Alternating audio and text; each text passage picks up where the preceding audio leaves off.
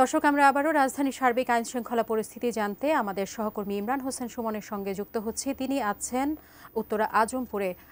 ইমরান হোসেন সুমন, আপনি নিশ্চয়ই আমাকে শুনতে পাচ্ছেন। কি অবস্থা দেখতে পাচ্ছেন আইনশৃঙ্খলা পরিস্থিতি সেখানে?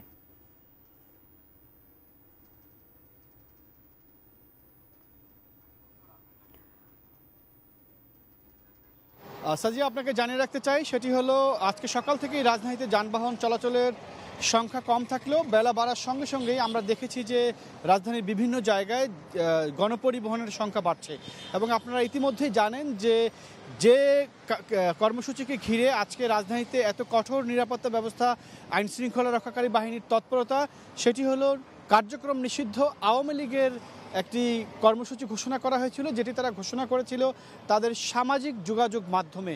এবং ঢাকা লকডাউন নামের সেই কর্মসূচিকে ঘিরে আইন শৃঙ্খলা রক্ষাকারী বাহিনীর তৎপরতা অনেক ছিল রাজধানীর পুরো জায়গা জুড়ে, যার ফলশ্রুতিতে সাধারণ মানুষের মধ্যে এক ধরনের আতঙ্ক থেকেই তারা আসলে আজকে নিজেদের ব্যক্তিগত গাড়ি রাস্তায় খুব একটা নামাননি। যদিও বা পুলিশ প্রশাসনের তরফ থেকে বলা হয়েছে আতঙ্কিত হওয়ার কিছু নেই, তারপরেও বিভিন্ন জায়গায় কয়েকটি বিস্ফোরণ, গাড়িতে অগ্নিসংযোগ, ককটেল বিস্ফোরণের ঘটনা ঘটেছে। এবং আমরা রাজধানীর যে কয়টি জায়গায় ঘুরেছি, সকালে গাড়ি চলাচল, যানবাহন চলাচলের সংখ্যা কম থাকলেও এখন দুপুর গড়িয়েছে, আসলে এই মুহূর্তে যানবাহনের চাপ কিছুটা বেড়েছে। তারপরও তুলনামূলকভাবে যদি বলেন, সেটি হলো যেহেতু আজকে সপ্তাহের শেষ কর্মদিবস বৃহস্পতিবার, এই দিনটি ঘিরে অন্যান্য যেসব বৃহস্পতিবার থাকে যেভাবে যানবাহনের চাপ থাকে তার তুলনায় আজকে কিছুটা কম।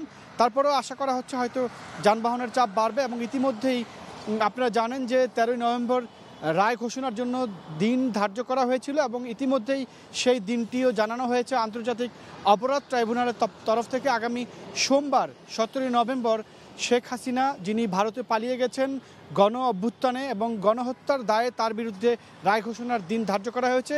সেই দিন ধার্যকে ঘিরেই এই কর্মসূচি দেওয়া হয়েছিল। তো যেহেতু সোমবার সেই রায় ঘোষণা হবে এবং আগামী দিনগুলোতেও আইন শৃঙ্খলা রক্ষাকারী বাহিনীর তরফ থেকে কঠোর নিরাপত্তা ব্যবস্থা নেওয়া হবে রাজধানী সহ দেশ জুড়ে।